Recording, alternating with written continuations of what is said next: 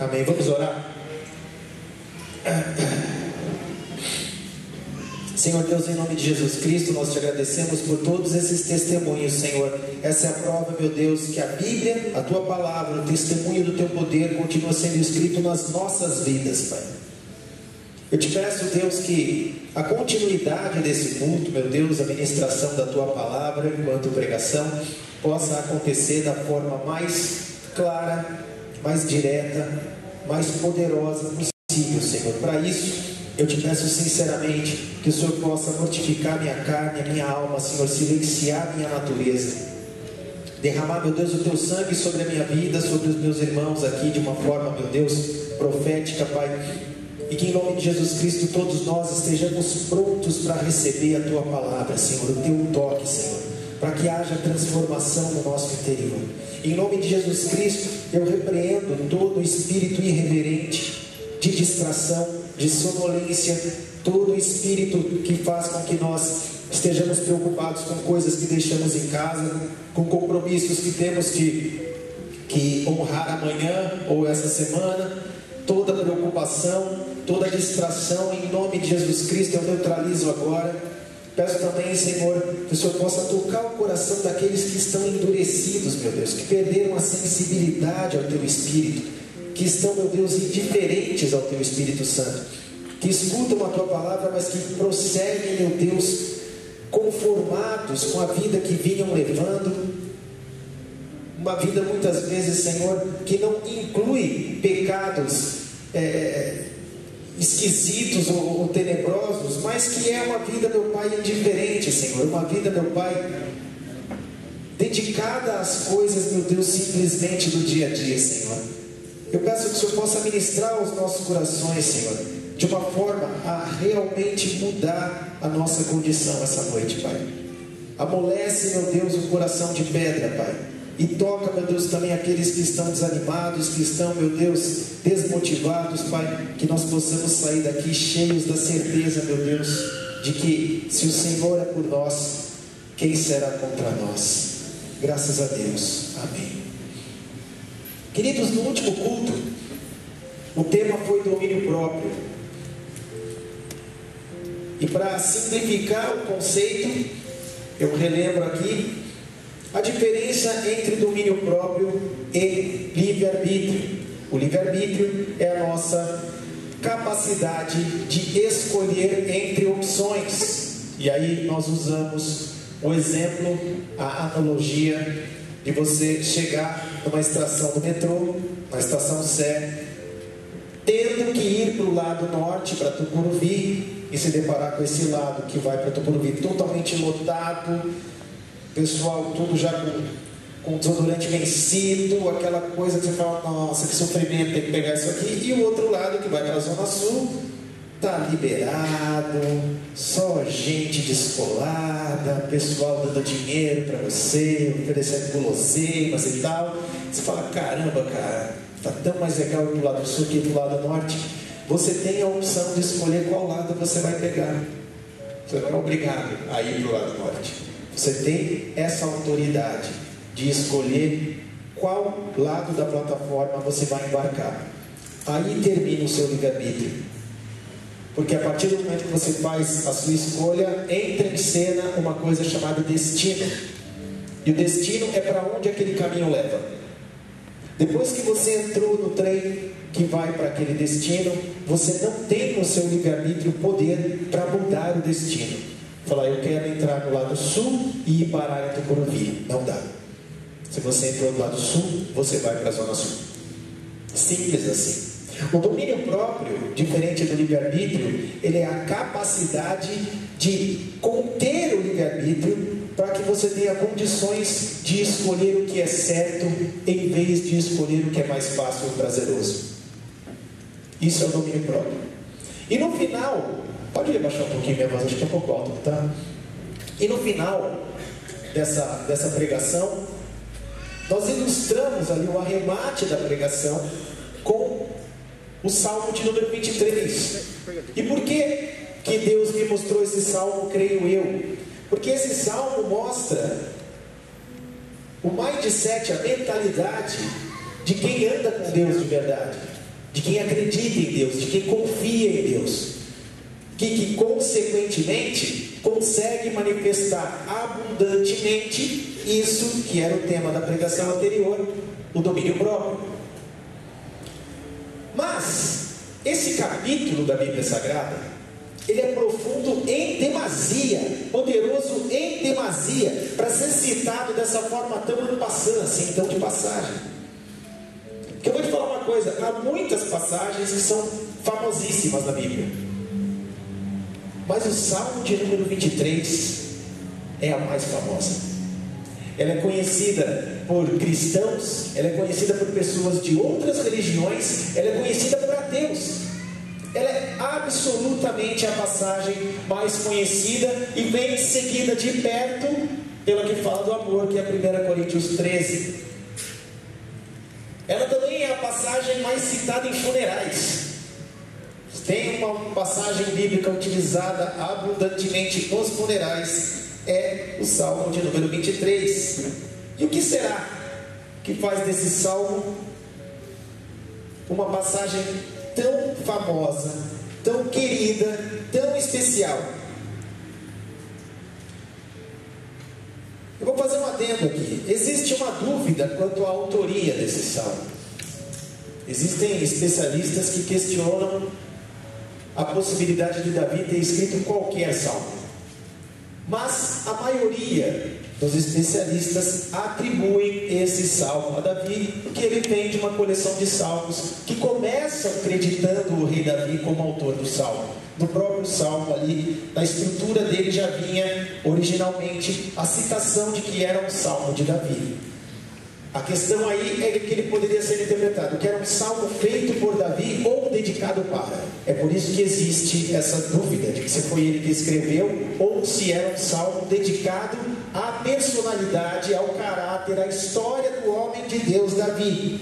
E por que essa possibilidade não é 100% descartada? Porque Davi tinha uma fama que se estabeleceu pela sua atitude como homem de Deus, mas também pelo reconhecimento que o próprio Deus deu para ele. O próprio apóstolo Paulo declarou, e está registrado no livro de Atos, escrito por Lucas, no capítulo 13, versículo 22, o seguinte: ele falou Lucas, é Atos 13. Quando este foi retirado, ele estava se referindo ao término do reinado do rei Saul. Quando o rei Saul foi retirado, lhes levantou como rei a Davi. Esse lhes levantou, ele está se referindo a Deus, ao qual também deu testemunho, portanto, ao qual Deus deu testemunho e disse: achei a Davi, filho de Jessé, varão conforme o meu coração, que executará a minha vontade. Então, um salmo ser dedicado a Davi não é de se surpreender, porque a ideia por trás da dedicação é exaltar o caráter e o espírito do rei Davi, a conduta, a característica de homem de Deus que ele tinha. E eu vou lhe dizer uma coisa: não é mole você ser classificado como alguém segundo o coração de Deus. Não é. Isso não é para qualquer um. Não é qualquer um que carrega essa classificação vinda do próprio Deus. E por quê? Porque ser conforme ao coração é corresponder à expectativa, é estar alinhado à vontade de Deus. E quando nós olhamos para a atitude, para a personalidade, para o caráter de Davi, nós identificamos alguns traços assim extremamente gritantes. Primeiro, ele era um homem temente a Deus, ele respeitava demais a Deus, demais, extremamente. Ele era dependente de Deus, um homem cheio de fé, corajoso, esforçado, humilde, hábil, talentoso. Ele era um homem realmente especial. E as palavras do Salmo 23 revelam de verdade alguém que está de fato conectado com Deus, vivendo uma vida de fé, uma vida espiritual. E esse salmo, ele é tão especial porque ele traz em si um sumário, a síntese da vida do homem e da mulher de Deus. Quem lê o Salmo 23, lê a história de quem creu. Eu sei, tenho consciência, que seria muita pretensão da minha parte querer aqui fazer uma leitura que extraísse da passagem, o Salmo 23, toda a profundidade que ela tem. Eu sei que eu sou muito limitado para fazer isso, tem especialistas que fariam muito melhor do que eu, e eu não quero, de hipótese alguma, chegar nesse ponto, mas humildemente, eu quero compartilhar com vocês um pouquinho do que esse salmo revela para mim, pelo menos. Abra sua Bíblia, no livro de Salmos, capítulo 23. Foi muito especial Deus ter trazido os dois testemunhos que trouxe, porque nós vemos nitidamente, na vida do Gustavo, na vida da Vivi, na vida da Dona Rosa, precisamente, já de cara, a abertura do Salmo: o Senhor é o pastor, nada me faltará, Ele proverá, dele vem o recurso, dele vem a orientação, dele vem a estratégia, dele é o querer e o realizar. Salmos, capítulo 23, veja só como ele vem: Salmo de Davi. Esse escrito Salmo de Davi também pode significar salmo para, mas tudo bem, isso é só um detalhe. O Senhor é o meu pastor, nada me faltará. Deitar-me faz em verdes pastos, guia-me mansamente a águas tranquilas, refrigera minha alma, guia-me pelas veredas da justiça, por amor do seu nome. Ainda que eu andasse pelo vale da sombra da morte, não temeria mal algum, porque tu estás comigo, a tua vara e o teu cajado me consolam. Preparas uma mesa perante mim na presença dos meus inimigos, unges minha cabeça com óleo, o meu cálice transborda. Certamente que a bondade e a misericórdia me seguirão todos os dias da minha vida, e habitarei na casa do Senhor por longos dias. Queridos, a primeira frase apresenta para nós uma distinção bastante clara entre o autor e Deus. O Senhor é o meu pastor, portanto eu sou uma ovelha. E eu queria falar uma coisa para você a respeito de uma ovelha. Ovelhas são animais bem limitados, são animais indefesos. Ovelhas não são ágeis, não são fortes, não são espertas, não têm mecanismos de defesa importantes. Elas são animais bem limitados. Então a figura do pastor dentro desse contexto mostra para a gente, revela para a gente alguém enormemente superior do que a ovelha, com recursos e poder para cuidar. Amém? E aí eu me perguntei, lendo essa passagem, falei: Senhor, por que o Senhor nos relaciona com ovelhas e não com um cachorro, por exemplo? Afinal de contas, o cachorro é o melhor amigo do homem. Por que não poderia ser o melhor amigo de Deus também, né? O cachorro é um bichinho companheiro, divertido, abana o rabo, não é verdade? Imagine um filhote de cachorro. Quem não gosta de um filhotinho de cachorro? Levanta a mão. Quem, quando vê um filhotinho de cachorro, chuta ele? Alguém? Não teria coragem de levantar a mão. Filhotinho de labrador, né? Vem todo gordinho, seu filhotinho. Ai, coisa estranha. Se a ovelha, ela não é a melhor amiga do homem, então qual é a relação que ela tem? Ovelha e pastor, que relação é essa? Certamente não é uma relação de afeto, não é essa a conotação principal na relação entre um pastor e uma ovelha. Não que o pastor originalmente, vamos nos levar para o tempo lá de Davi, há milhares de anos atrás, homens rústicos, duros, bravos, peludos. Esses caras não eram brincadeira, eles estavam ali para trabalhar, não estavam ali para ficar abraçando a ovelha. Não é que nem hoje em dia, as pessoas ficam: ah, meu Deus, não vamos comer galinhas, porque as galinhas têm sentimentos. Você fala: cala a boca, não tem sentimento. Dá um frango aí para mim, por favor, frito. Bobagem, galinha tem sentimento. Vai sentir dor com certeza, mas só matar rápido. Corta a cabeça fora. Maravilha. Que bênção essa pregação. Ai, meu Deus do céu. Mas então, presta atenção, vamos desviar a nossa atenção. A relação era uma relação profissional. Era uma relação, inclusive, custosa, cansativa. Uma coisa importante nessa relação é que pastores não guardam ovelhinhas únicas.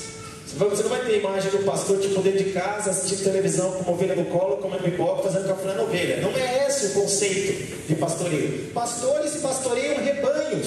Portanto, para se ser ovelha de um pastor, você precisa fazer parte de um rebanho.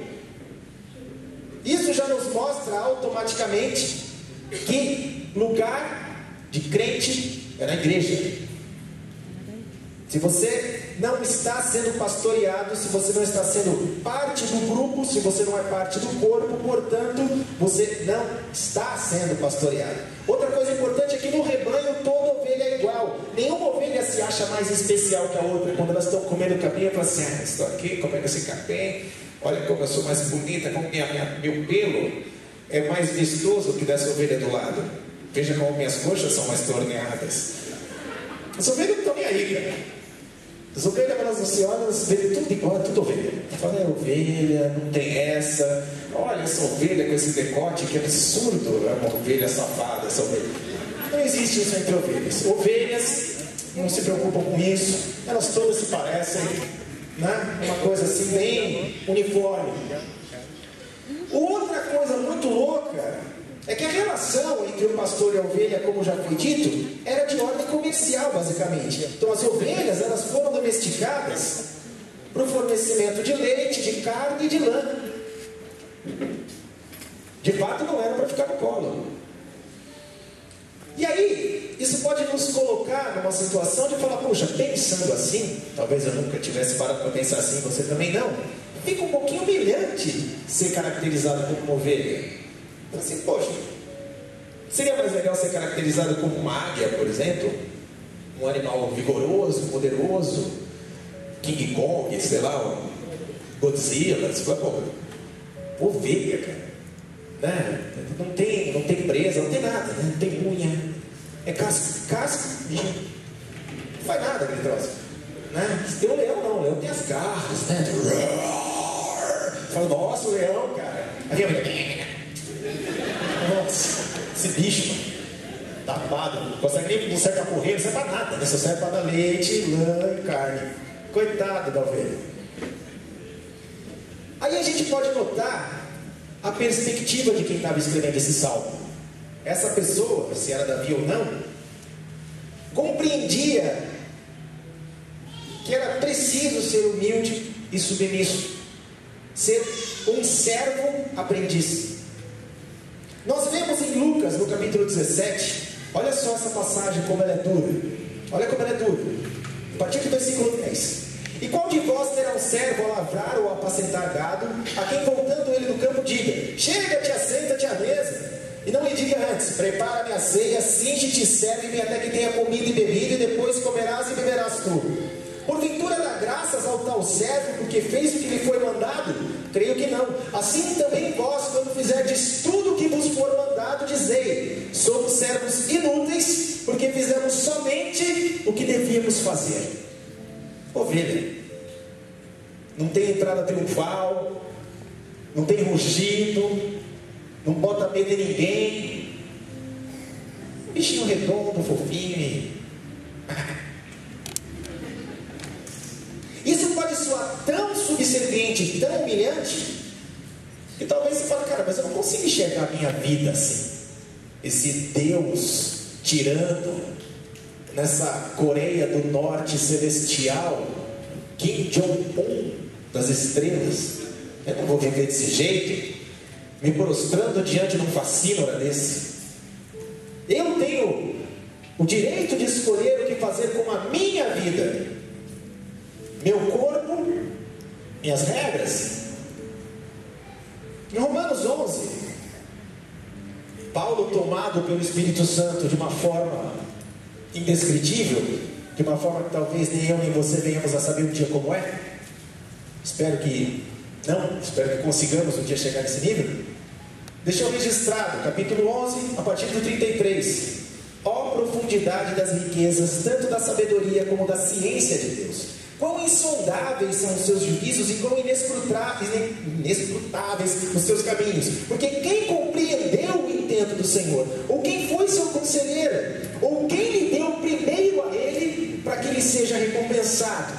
Porque dele, nele, e por ele, e para ele são todas as coisas. Glória, pois, a ele eternamente. Ele é o dono de tudo. E quando você diz, a vida é minha e eu faço com ela o que eu quiser, deixa eu lhe corrigir. Se Deus não tivesse te dado, você nunca a teria. Você nunca a teria. Portanto, veio dele e vai voltar para ele. Davi sabia disso. Sabia que servir a Deus era um privilégio sem igual, ser guardado por ele. Então nem se fala, porque a sequência, o Senhor é meu pastor, nada me faltará. Nada me faltará. Não significa ter abundância, mas sim não ter ausência de nada. É bem diferente. O Senhor é meu pastor e eu vou morar numa mansão com 15 carros esporte. Vou ter uma casa na praia, uma casa em Campos do Jordão, uma casa em Miami, uma casa na Suíça e uma casa na Lua. Nada me faltará. Ambas terão diversos quartos, cama, mesa e banho. Não é isso, não é disso que se trata. O significado da ausência de falta, para não ficar aqui filosofando demais, pode ser muito bem exemplificado com a famosa passagem do nosso fatídico apóstolo Paulo, registrada em Filipenses 4, a partir do versículo 11. Não digo isso como por necessidade, porque já aprendi a contentar-me com o que eu tenho. Não tenho falta. Eu estou contente com o que eu tenho. Sei estar abatido, sei também ter abundância. Em toda maneira e em todas as coisas estou instruído, tanto a ter fartura como a ter fome, tanto a ter abundância como a padecer necessidade, porque posso todas as coisas naquele que me fortalece. Deus proveu o alimento, proveu o consolo, mas proveu a correção também. Proveu a correção que traz o fortalecimento, que traz a sabedoria. Tudo que eu preciso, nada me faltará. Saber contentar-se, ter contentamento, nada mais é do que silenciar as nossas inquietudes, que são muitas, por muitos motivos. A inquietação da alma é o motivo pelo qual as nossas vidas se tornam um saquetel furado, onde nós guardamos e não conseguimos ajuntar nada. Em Marcos 8, versículo 36, tem a seguinte pergunta: do que aproveitaria o homem ganhar todo o mundo e perder a sua alma? A gente gasta muito tempo correndo atrás do vento, tentando encontrar uma satisfação nas coisas, em relacionamentos, em posses, vida profissional, família até, e não consegue alcançar essa plenitude. Por quê? Porque essa mentalidade tem como primícia buscar satisfação em coisas finitas, passageiras, mortais, corruptíveis. Em João 4, a partir do versículo 13, nós temos a resposta de Jesus Cristo, o diálogo que ele teve com a mulher samaritana no poço, em que ele pediu que ela lhe desse água. E aí rolou todo o questionamento: mas você é judeu, eu sou samaritano, não convém eu te dar essa água? Aí ele: não, mas se você me pedir, eu vou te dar água. Então, mas como você pode me dar água se você não tem acesso ao poço? De onde você vai tirar essa água? E Jesus Cristo falou: a água que você tem para beber, as coisas pelas quais você luta e corre atrás, não vão te suprir além do momento pontual da necessidade fisiológica e emocional. Acaba nessa hora. A água que eu tenho para te dar vai te livrar de sede para a eternidade. Você nunca mais vai sentir sede. Isso é espetacular. Nada me faltará, não porque eu vou ter um excesso de suprimento, mas porque eu vou estar suprido com um recurso espiritual que vai me trazer quietude para a alma. Vai acabar aquela ansiedade, aquele desespero de conseguir, de fazer, de, ai, não é com esse namorado, não é com essa namorada, deixa eu tentar com o outro, aí também não é, não, quem sabe se eu comprar outro carro, não, quem sabe se eu crescer no trabalho, não, quem sabe se eu mudar de casa, não, quem sabe se eu me separar, não, quem sabe se eu, a culpa é desse, a culpa é daquele, não, que eu preciso me livrar, assim, correndo atrás do vento, não vai chegar em lugar nenhum, está dando volta no mesmo lugar. A sequência mostra um cenário maravilhoso. Deitar-me fazem verdes pastos, guia-me mansamente a águas tranquilas. Verdes pastos. Como você imagina ver? Você mora no Brasil. Quem aqui nunca viajou para o interior? Hoje nós fomos fazer um casamento em Liúna. Cara, que vibe que é? Você vai viajando, vai vendo aquele monte de natureza, e pastos, e montanhas, e vegetação, e abundância. Quando eu imagino verdes pastos, eu imagino verdes pastos. Eu imagino Pantanal, Mato Grossense, em época de cheia, em época de cheia não, mas em meia estação, em época de cheia fica cheio de água. Mas em meia estação ali, o gado andando naquela planície maravilhosa, cheia de caminho, o homem sáter sentado no meio, tocando.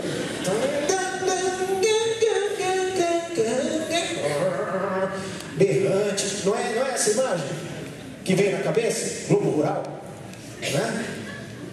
A bancada ruralista no Congresso. Lá em Israel, hoje em dia não, mas naquele tempo, sabe onde havia verdes pastos em Israel?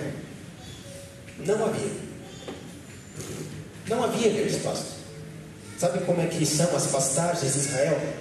Tem uma moitinha de capim aqui.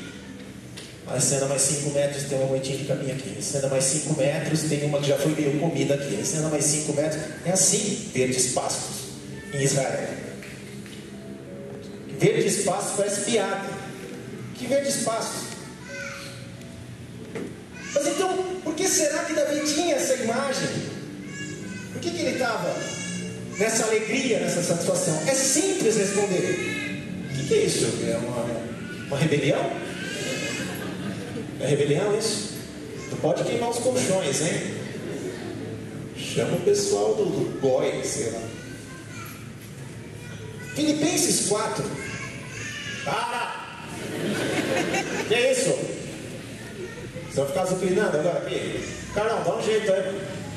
Dá uma cintada, sei lá. Dá uma rasteira. Toma uma atitude. Fazer alguma coisa. Ameaça jogar na Raposo, sei lá. Para, menino. Para agora. Profeta para as nações. Olha, agora vai escalar as cadeiras. Perigo. Menino é dose, né? Menino é dose. Manda o Pedro, tá terrível também. Olha lá, agora uma menina se revelou. Não, é menino também? É o seu? Vocês estão terríveis. As crianças. Vamos dar de volta. Olha só. Davi estava exaltando não o que estava acontecendo fora dele, mas o que estava acontecendo dentro dele. Olha só o que está escrito em Filipenses 4, versículo 6: Não estejais inquietos por coisa alguma, antes as vossas petições sejam em tudo conhecidas diante de Deus, pela oração e súplicas, com ação de graças. E a paz de Deus, que excede todo o entendimento, guardará os vossos corações e os vossos sentimentos em Cristo Jesus. O pasto verde e as águas tranquilas, às quais Davi se refere, moto. Vocês estão terríveis hoje, hein? Quem que foi esse? É você que está fugindo, né?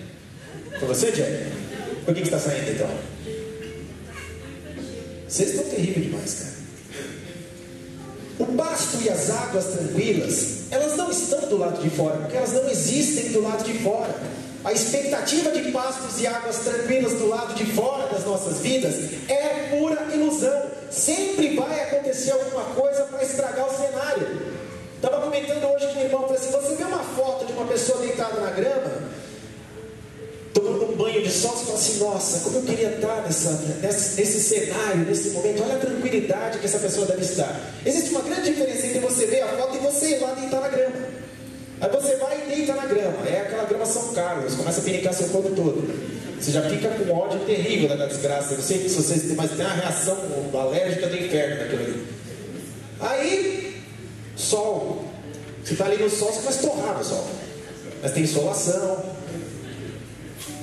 queimadura de 3º grau, aí vem chikungunya, não sei mais que, pernilongo, febre aftosa, sei lá que raio, te picar, e você fala, velho, que raio de cena é essa? Estava tão bonito na foto. Eu falei, lógico, na foto é uma foto. Vai deitar na grama lá para você ver. Dá para ter um momento de paz? Dá, mas se você não estiver em paz, você pode deitar na grama que você quiser, grama sintética, você não vai ficar em paz. Porque não é a grama que traz a paz para o nosso coração, é o estado de espírito que traz a paz para o nosso coração. E a gente tem a certeza de que isso é verdade, porque a continuidade dessa passagem, indo para o versículo 3, é a seguinte afirmação: refrigera a minha alma. E por que Deus faz isso? Por que Ele refrigera a minha alma? A resposta está na segunda metade desse versículo. Porque Ele me guia pelas veredas da justiça por amor do seu nome. A paz é uma consequência de uma vida pautada na palavra de Deus e em se caminhar em suas veredas. Simples assim. É o domínio próprio de falar, eu vou pegar o lado que vai para o norte, porque é para lá que eu tenho que ir. Mas está aglomerado, está desconfortável, mas é para lá que eu tenho que ir. Eu tenho que ir por este caminho, o caminho do Senhor. E ainda que esteja desagradável, desconfortável, esteja passando por lutas, seja uma treta no meu casamento, seja no trabalho, seja saúde, seja um raio que parta, é para lá que eu sei que eu tenho que ir.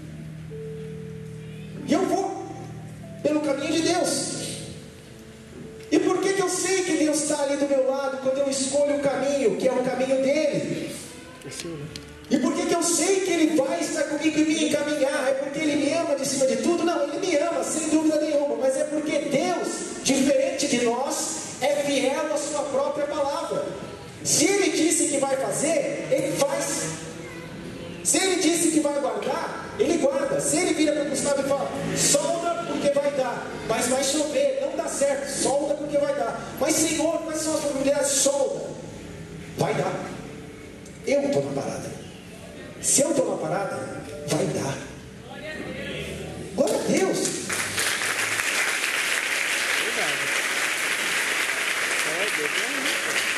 Já temos um versículo que justifica o motivo pelo qual esse salmo é tão utilizado em funerais. Ainda que eu andasse pelo vale da sombra da morte. Que vale é esse? O vale da sombra da morte. Ao que ele se referia? Ele poderia estar se referindo às andanças do povo quando ia para Jerusalém adorar a Deus com sacrifícios e se via na situação da peregrinação, onde eles levantavam o acampamento com toda a família, com as crianças, com os rebanhos e tudo mais, e se expunham aos perigos da caminhada, passando por picos e vales, onde toda a sorte de malfeitores, de pilantras e de saqueadores se encontravam à espreita para tirar proveito daquele momento. Poderia ser por causa disso. Essa então a aplicação. Esse é o vale da sombra da morte. Onde ele fica? Eu vou te falar, o vale da sombra da morte é isso aqui. Nós estamos nele. Nós estamos no vale da sombra da morte. Então, no nosso caso, não se aplica como, e se um dia eu andar pelo vale da sombra da morte? Não, não é isso. É mesmo eu estando nesse vale, porque é onde eu me encontro, e eu te explico por que é aonde eu me encontro e você se encontra, porque a morte é o salário do pecado. E eu não sei você, mas eu sou pecador. Eu erro todos os dias. Todos os dias. O salário do pecado é a morte. Ela sempre está me assombrando. Ela sempre está à minha espreita, com todo tipo de tentações, com todo tipo de opressões, forçando as nossas vidas para que a gente possa arregar para essas situações e morrer em nossos pecados. Essa sombra sempre está sobre as nossas vidas. Essa é a nossa situação. Nós estamos agora no vale da sombra da morte. Por que Davi não desvanecia? Por que Davi não esmorecia? Porque ele acreditava na promessa que Deus fez para Josué. acreditava no Deus que tirou o povo do Egito e colocou na terra prometida, acreditava no Deus que fez as maravilhas que fez através de Moisés, e então também na vida de Josué. E olha que maravilha as declarações de Deus em Josué capítulo 1, quando Deus levanta Josué como o sucessor de Moisés. A partir do versículo 5: ninguém se susterá diante de ti, quer dizer, ninguém te resistirá todos os dias da tua vida. Como fui com Moisés antes de você, assim serei contigo. Não te deixarei nem te desampararei. Esforça-te e tem bom ânimo, porque tu farás a este povo, e você pode entender este povo como sua família, como as pessoas do seu convívio, herdar a terra que jurei a seus pais que daria. Tão somente esforça-te e tem muito bom ânimo, para teres o cuidado de fazer conforme toda a lei que meu servo Moisés te ordenou. Portanto, siga e obedeça a palavra de Deus. Não se desvie dela, nem para a direita, nem para a esquerda, para que prudentemente te conduzas por onde quer que andares. Não se aparte da tua boca o livro desta lei. Antes medita nele dia e noite. Acordou, parou, entrou na presença de Deus, lê a palavra, ora, tenha um momento com Deus, tenha uma vida com Deus, para que tenhas cuidado de fazer conforme tudo quanto nele está escrito, para que você conheça a palavra de Deus, para que você esteja alinhado com ela. Porque então, e por consequência disso apenas, farás prosperar o teu caminho, e então prudentemente te conduzirás. Não te mandei eu? Esforça-te e tem bom ânimo. Não pasmes nem te espantes, porque o Senhor teu Deus é contigo por onde quer que andares. Isso inclui o vale da sombra da morte. Deus nos envia pelo vale da sombra da morte, mas Ele nos acompanha no vale da sombra da morte. E aí na segunda metade, nós temos uma declaração curiosa: tua vara e teu cajado me consola. Estou sofrendo demais com tentações, com lutas, com dificuldades, muito sofrimento, muitos desafios, mas a tua vara e o teu cajado me consolam. É estranho você ser consolado por instrumentos de correção e castigo, vara e cajado. Porque será que não está escrito: seus abraços me consolam, seus cafunés me consolam? Quando o Senhor fala comigo com voz de criancinha, me consola. Você entra na presença de Deus falando: Senhor, solenemente entro na tua presença, e Deus responde: que bonitinho, beijinho na sua barriga. Ai, que consolo, Senhor, beijinhos na barriga, que delícia. Deixa eu apertar essa pernota. As coisas que eu faço com meu filho, coitado.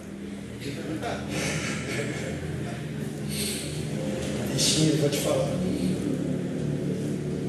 Olha só, o vale da sombra da morte, a morte, portanto, está à nossa espreita, não por causa das nossas virtudes, não por causa dos nossos dons, mas por causa das nossas fraquezas, por causa das nossas deformidades. É nelas que a morte encontra oportunidade. Como que você lida com deformidades de caráter? Como que você lida com fraquezas? Com cotonete? Com marshmallow derretido? Só se for para pingar na pele da pessoa. Não é. É na vara e no cajado. O cajado, ele direciona a ovelha para voltar para o caminho. Mas não é fazendo cafuné. A imagem do cajado é tipo um cabo de guarda-chuva. Tipo, gruda no pescoço e fala: volta para cá, Lazarento. Se não volta, volta, Lazarento. Ai, na cabeça, ai, cajadada. Conhece a expressão cajadada? Não, Senhor, essa doeu. Vara não. Ou você pesca com ela, ou você dá uma surra na pessoa, né? Nas pernas. Essa criancinha fica aprontando, esse gambitinho fininho, shortinho, né? Com as perninhas de fora, as minhas varas. As pernas, caraca, ardido, viu?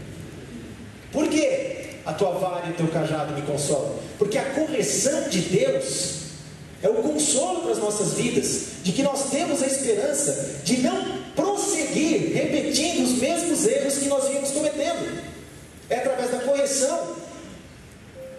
Hebreus 12 diz o seguinte, versículo 5: já vos esquecestes da exortação que argumenta convosco como filhos? Filho meu, não desprezes a correção do Senhor, e não desmaies quando por ele fores repreendido, porque o Senhor corrige o que ama e açoita a qualquer que recebe por filho. Se suportais a correção, Deus vos trata como filhos. Por quê? Que filho há a quem o pai não corrija? Agora eu vou adiante para o versículo 5, que ele muitas vezes tem uma conotação de desforra, né? Preparas uma mesa perante mim na presença dos meus adversários. O que isso pode nos lembrar imediatamente? A passagem, por exemplo, do livro de Esther, onde Amã estava tentando armar, criar uma situação contra o povo judeu, para poder então eliminá-los. E Amã vai criando um monte de situações ali, armando um monte de ciladas e tal, só que essas ciladas se viram contra o próprio Amã, e Mordecai, que era o principal que estava a ser prejudicado por essa cilada, acaba sendo exaltado.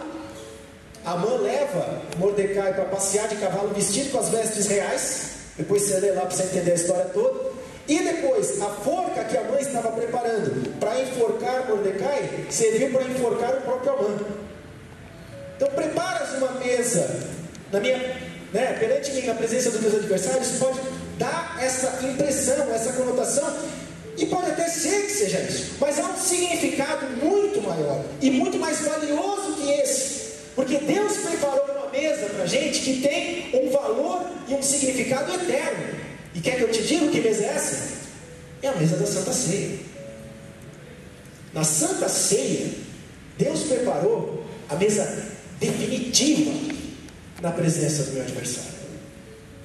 Ali, naquela mesa, o meu adversário, o adversário das nossas vidas, viu Deus vencer a morte. Jesus Cristo, na mesa da Santa Ceia, deu início ao processo da ressurreição. Então a ressurreição, a vitória sobre a morte, começa na Santa Ceia, no ato profético de repartir o pão e a comunhão do corpo e do sangue de Jesus Cristo. Esse significado é maravilhoso, porque ele transcende todas as guerras, todas as batalhas e todos os levantes que qualquer adversário pode sonhar em colocar contra a minha vida. O segundo terço desse versículo diz: unges minha cabeça com óleo. Vários significados aí, porque naquele tempo o óleo tinha uma conotação medicinal. Não era incomum que os pastores de fato utilizassem óleo para passar na cabeça de suas ovelhas, porque os bichos são tapados mesmo, bate a cabeça para todo lado, se machuca, e o óleo ajudava a sarar aquelas feridas e tal. Então tem essa conotação do cuidado, do consolo, do tratamento. Porém, nesta palavra, da forma como Deus me revelou, a utilização do óleo para as nossas vidas aqui, dentro desse contexto, tem a ver com transferência de autoridade, tem a ver com ordenação. Portanto, Deus preparou uma mesa na presença do nosso adversário, veio e ungiu as nossas cabeças com óleo, dizendo assim: eu estou te levantando com autoridade, eu estou te ordenando com autoridade, eu estou te preparando para se posicionar nessa terra como alguém que representa precisamente o meu reino, que representa esse Deus, da forma como a Vivi pôde hoje testemunhar, da forma como o Gustavo pôde hoje testemunhar. Por que eles podem dar esse testemunho? Porque a cabeça deles foi ungida com óleo, sim, assim como a sua foi também. A partir do momento que nós nos colocamos debaixo da promessa e nós fazemos parte da mesa do Senhor, Ele unge a nossa cabeça com óleo. E a terceira parte do versículo é: meu cálice transborda. Transborda do quê? O que você acha que tem no cálice? Coca-Cola? Guaraná? Tubaína? É óbvio que era vinho. É óbvio que era vinho. O que representa o vinho? O sangue de Cristo transborda. Ele não é só para mim. Ele não é um sangue para render a minha vida, para me livrar das minhas dificuldades e eu ficar por aí disfarçadamente vivendo como cristão que ninguém sabe. Não, meu cálice transborda, overflows. É para eu alcançar outras vidas. É uma autoridade que supera as minhas necessidades. Ela é para além de mim. Glória a Deus.